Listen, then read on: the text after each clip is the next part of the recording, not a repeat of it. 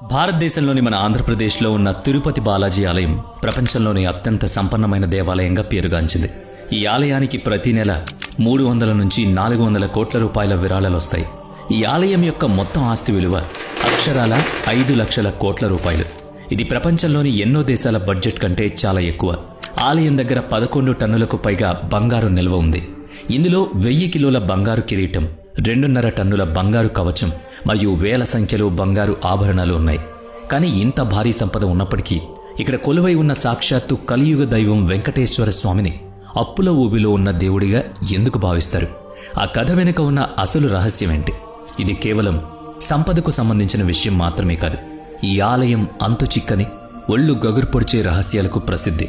ఇక్కడ జరిగే కొన్ని అద్భుతాలు సైన్స్కి కూడా అందవు, మానవ మేధస్సుకు కూడా దొరకవు. ఇక్కడ విగ్రహం మనిషి చెక్కింది కాదు, అది స్వయంభువు, అంటే దానంతటా అదే వెలసింది అని నమ్ముతారు. గర్భగుడిలో ఎప్పుడూ ఫ్యాన్ తిరుగుతూనే ఉంటుంది. అక్కడ ఉష్ణోగ్రత ఎప్పుడూ 20 డిగ్రీల సెల్సియస్గానే మెయింటైన్ చేస్తారు. అయినా సరే ఆశ్చర్యకరంగా స్వామివారి విగ్రహానికి చెమటలు పడుతూనే ఉంటాయి. పూజారులు ఆ చెమటలను ఎప్పటికప్పుడు పట్టు వస్త్రంతో తుడుస్తూనే ఉంటారు. అంతేకాకుండా విగ్రహానికి గంధపు లేపనం రాసినప్పుడు స్వామివారి హృదయంపై అమ్మవారి ఆకృతి స్పష్టంగా కనిపిస్తుంది. అసలు ఈ విగ్రహం వెనుక ఉన్న నిజమేంటి? మరో షాకింగ్ విషయం ఏంటంటే విగ్రహం వెనుక భాగాన్ని చూడడం ఎవరికీ అనుమతి లేదు. విగ్రహం వెనుక గుప్తంగా కొన్ని స్వరంగాలు ఉన్నాయని ప్రచారం ఉంది. 1937లో ఒక యువ పూజారి విగ్రహం వెనక్కి వెళ్లారట. అక్కడ ఆయన చూసిన దృశ్యం ఆయన్ను షాక్కి గురిచేసింది. అసలు అక్కడ ఏముంది?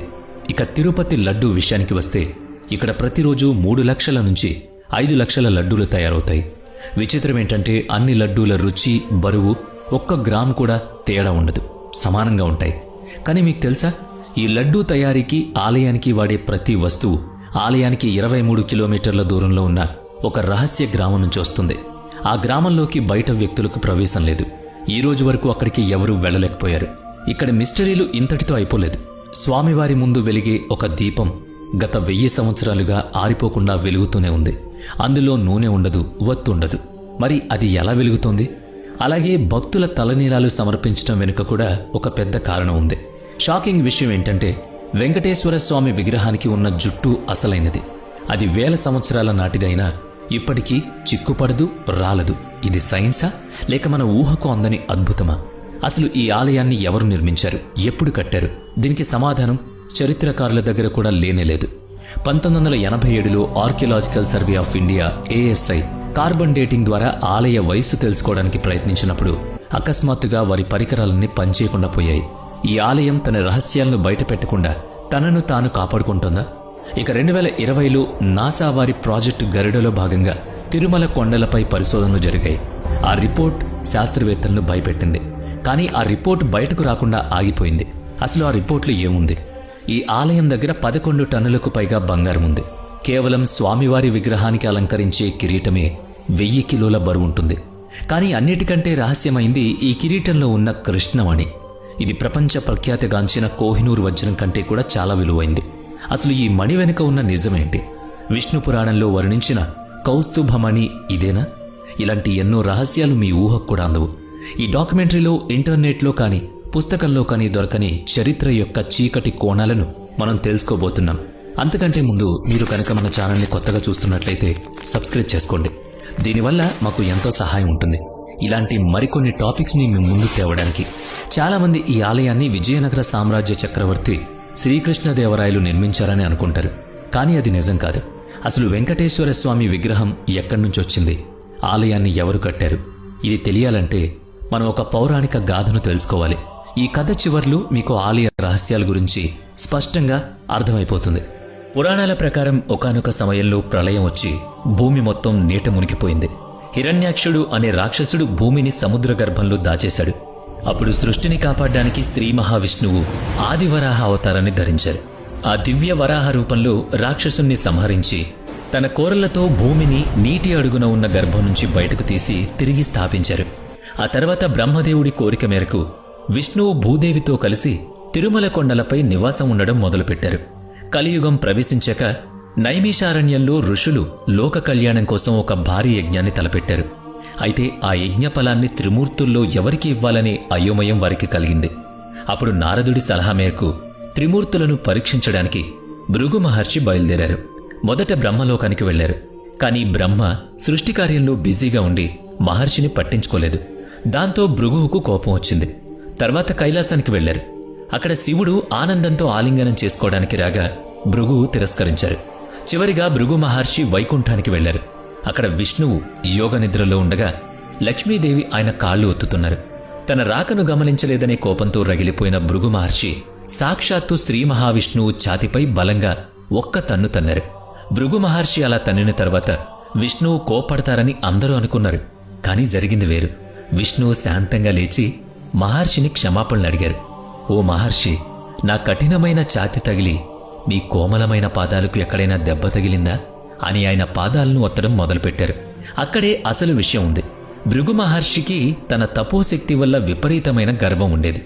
ఆ అహంకారానికి చిహ్నంగా ఆయన పాదం అడుగున ఒక రహస్య నేత్రం ఉండేది.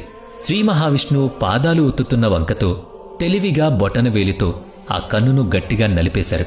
ఆ పాదంలో ఉన్న నేత్రం పగిలిపోవడంతోనే భృగు మహర్షికి ఉన్న అహంకారం కూడా పటాపంచలైంది. వెంటనే ఆయనకు జ్ఞానోదయమైంది. త్రిమూర్తుల్లో సాత్విక గుణం ఉన్న విష్ణువే గొప్పవాడని గ్రహించి భృగు మహర్షి యజ్ఞఫలాలు విష్ణువుకే చెందుతాయని ప్రకటించాడు. భృగువును విష్ణువు క్షమించుండొచ్చు. కాని విష్ణువు వక్షస్థలంపై నివసించే లక్ష్మీదేవి ఆ అవమానాన్ని తట్టుకోలేకపోయింది. తన నివాస స్థానాన్ని అవమానించిన వాడిని శిక్షించలేదని అలిగి లక్ష్మీదేవి వైకుంఠాన్ని వదిలి భూలోకంలోని కొల్హాపూర్కు వెళ్లి తపస్సు చేయడం మొదలుపెట్టారు. లక్ష్మీదేవి లేని వైకుంఠం విష్ణువుకు శూన్యంలా అనిపించింది. ఆమెను వెతుక్కుంటూ ఆయన కూడా భూలోకానికి వచ్చేశాడు.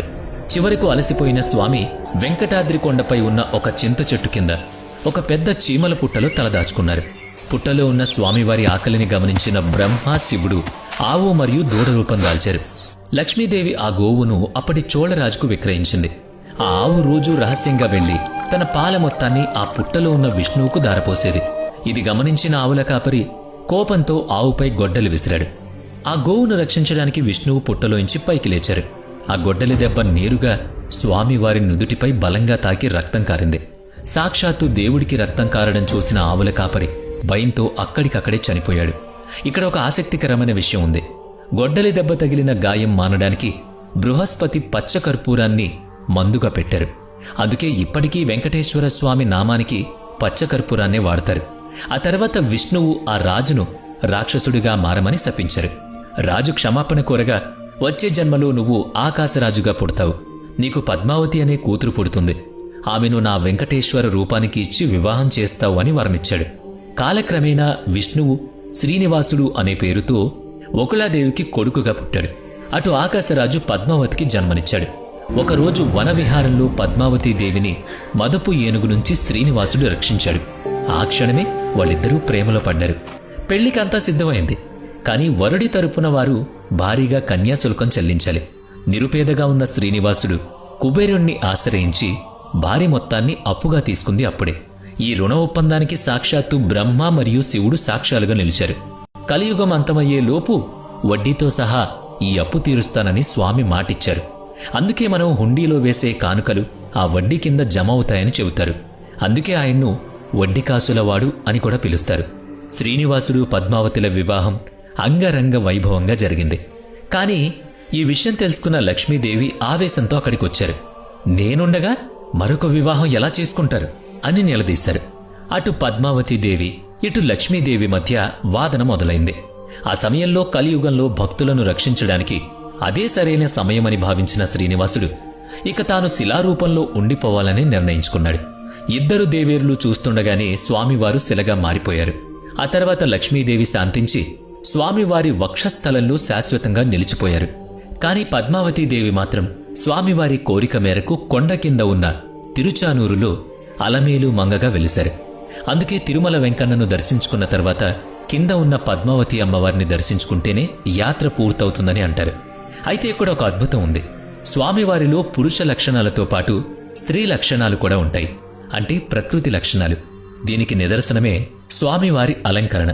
సాధారణ రోజుల్లో పురుష వస్త్రంలో అంటే దోవతీ కట్టే పూజారులు ప్రత్యేక ఉత్సవాల్లో మరియు శుక్రవారం అభిషేకం తర్వాత స్వామివారికి పైభాగంలో చీరను అలంకరిస్తారు. ఇది విష్ణువు మరియు లక్ష్మీదేవి ఏకత్వానికి నిదర్శనం. సరే, పురాణం తెలిసింది. కళ్లకు కనిపించే ఆ అద్భుతమైన రాతి ఆలయాన్ని ఎవరు కట్టారు? ఆధునిక టెక్నాలజీ లేని ఆ రోజుల్లో ఇంత భారీ నిర్మాణం ఎలా సాధ్యం? ఆర్కిటెక్చర్ నిపుణుల ప్రకారం ఈ ఆలయ నిర్మాణంలో ఇంటర్లాకింగ్ టెక్నాలజీ వాడారు. అంటే రాళ్లను అతికించడానికి సున్నం గాని సిమెంట్ గాని వాడలేదు. రాళ్లని ఒకదానితో ఒకటి గట్టిగా లాక్ చేశారు. గురుత్వాకర్షణ శక్తితో నిలిచి ఉండేలా చూశారన్నమాట. అందుకే వేల ఏళ్లు గడిచినా భూకంపాలొచ్చినా ఈ ఆలయం చెక్కు చెదరలేదు. శాసనాల ప్రకారం 9వ శతాబ్దంలో పల్లవ రాజులు ఈ ఆలయ నిర్మాణానికి పునాదులు వేశారు. నల్ల గ్రనైట్ రాళ్లతో గర్భగుడిని మొదట వారే కట్టించారు. ఆ తర్వాత 10వ శతాబ్దంలో చోళరాజులు ఆలయాన్ని విస్తరించారు. కానీ ఇప్పుడు మనం చూస్తున్న ఈ స్వర్ణ వైభవం మాత్రం విజయనగర సామ్రాజ్య రాజుల వల్లే సాధ్యమైంది. ముఖ్యంగా శ్రీకృష్ణదేవరాయలు ఈ ఆలయానికి పరమ భక్తుడు. ఆయన తన జీవితకాలంలో 7 సార్లు తిరుమలను దర్శించుకున్నారు. 1509 నుంచి 1529 మధ్యలో ఆయన గర్భగుడి పైన ఉన్న గోపురానికి బంగారపు తాపడం చేయించారు. అంతేకాకుండా నవరత్నాలు పొదిగిన కిరీటాలను, కత్తులను కానుకగా ఇచ్చారు. ఆయనతో పాటు మరాఠా పాలకులు ఆలయ నిర్వహణలో కీలక పాత్ర పోషించారు. ఆ తర్వాత బ్రిటిష్ కాలంలో ఈ ఆలయం మహంతుల పాలనలో ఉండేది. చివరిగా 1933లో టీటీడీ తిరుమల తిరుపతి దేవస్థానం ఏర్పడింది. ఇక ఈ ఆలయం దగ్గర ఉన్న సంపదను గురించి తెలిస్తే మైండ్ బ్లాక్ అవుతుంది. ఇటీవలే టీటీడీ విడుదల చేసిన శ్వేతపత్రం అంటే వైట్ పేపర్ ప్రకారం స్వామివారి ఆస్తుల విలువ అక్షరాల 2.5 లక్షల కోట్ల రూపాయలకు పైమాటే. ప్రపంచంలోనే అత్యధిక ధనవంతుడైన దేవుడిగా మన వెంకన్న నిలిచాడనమాట. భక్తులు ఆయనపై చూపించే ప్రేమకు ఇది నిదర్శనం. కానీ అన్నిటికంటే పెద్ద మిస్టరీ ఏంటో తెలుసా? గర్భగుడిలో ఉన్న స్వామివారి విగ్రహం ఒక రాయి అని మనకు తెలుసు. కానీ ఆ విగ్రహానికి చెవి ఆనించి వింటే సముద్రపు ఘోష వినిపిస్తుంది. అంతేకాదు, పచ్చకర్పూరం ఏ రాయికి రాసినా కొన్నాళ్లకు ఆ రాయి పగిలిపోతుంది. కానీ నిత్యం పచ్చకర్పూరం పోసే స్వామివారి విగ్రహానికి చిన్న గీటు కూడా పడలేదు. ఇది సైన్స్కు కూడా అందని ఒక అద్భుతం. ఇదే కదా మన కలియుగ వెంకటేశ్వర స్వామి మహత్యం. ఆలయానికి ప్రతి నెల 300 నుంచి 400 కోట్ల ఆదాయం వస్తుంది. ఇక ఏడాదికైతే 5,000 కోట్ల కంటే ఎక్కువే. ఆలయం దగ్గర 11 టన్నులకు పైగా బంగారం నిల్వ ఉంది. ఇందులో 1000 కిలోల కిరీటం, 2.5 టన్నుల బంగారు కవచం ఉంది. 2022లో అయితే ఒకే రోజు ఒక భక్తుడు ఏకంగా 1000 కిలోల బంగారాన్ని దానం చేశాడు. ఈ డబ్బంతా ఎక్కడికి వెళుతుంది?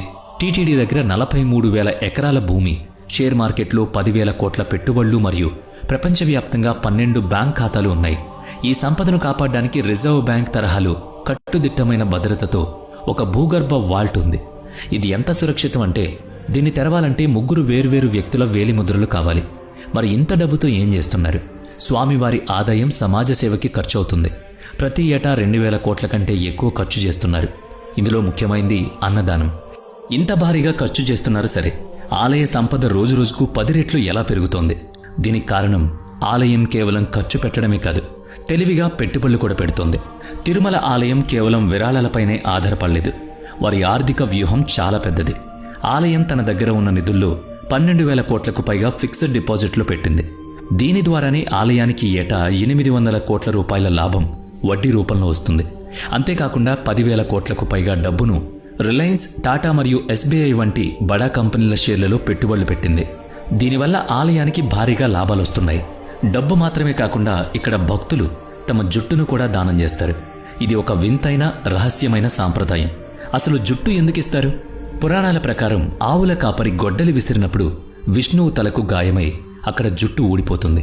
అది చూసిన గంధర్వ రాజకుమారి నీలాదేవి ఏమాత్రం ఆలోచించకుండా తన పొడవైన అందమైన జుట్టును కత్తిరించి విష్ణువు తలకు అతికించింది. స్త్రీకి జుట్టు చాలా ముఖ్యం. అయినా ఆమె చేసిన త్యాగానికి విష్ణువు ముగ్ధుడయ్యాడు. తిరుమలకు వచ్చి ఎవరు జుట్టు దానం చేస్తారో వారి కోరికలు తీరతాయని ఆయన వరమిచ్చాడు. అందుకే అక్కడ లక్షల మంది తలనీలాలిస్తారు. ఎందుకంటే తలనీలాలు ఇవ్వడం అంటే కొద్దిగా అందవికారంగా కనిపించటమే. కానీ మనిషిలోని గర్వం, అహంకారం అంతా కూడా ఆ జుట్టు రూపంలో అక్కడ దానమిస్తే వాళ్ల మనసు, గుణం స్వచ్ఛంగా మారుతుందనేది నమ్మకం. వెంకటేశ్వర స్వామి విగ్రహంపై ఉన్న జుట్టు ఆ నీలాదేవిదే అని, ఇప్పటికీ సజీవంగా ఉంటుందని నమ్ముతూ ఉంటారు. భక్తులు ఇచ్చిన జుట్టును సేకరించి శుభ్రం చేసి హెయిర్ విగ్గులు మరియు ఎక్స్టెన్షన్లు తయారు చేస్తారు. విదేశాల్లో భారతీయ జుట్టుకు భారీ డిమాండ్ ఉంది. వీటిని అమ్మడం ద్వారా ఆలయానికి నెలకు దాదాపుగా 20 లక్షల రూపాయల ఆదాయం వస్తుంది. ఇప్పుడు సైన్స్కు, మన ఆలోచనలకు కూడా అందని అసలైన రహస్యం గురించి మాట్లాడుకుందాం. అదే విగ్రహం వెనుక భాగం. 1937లో ఒక భయంకరమైన సంఘటన జరిగింది. రామానుజాచార్య అనే ఒక యువ పూజారి ఉత్సుకత ఆపుకోలేక విగ్రహం వెనుక తొంగి చూశాడు. ఆ తర్వాత రోజే ఆయన కంటి చూపు పోయింది. నాలుక పడిపోయి మాట్లాడలేకపోయాడు. ఆలయ రికార్డులో ఇది దైవశాపంగా నమోదైంది.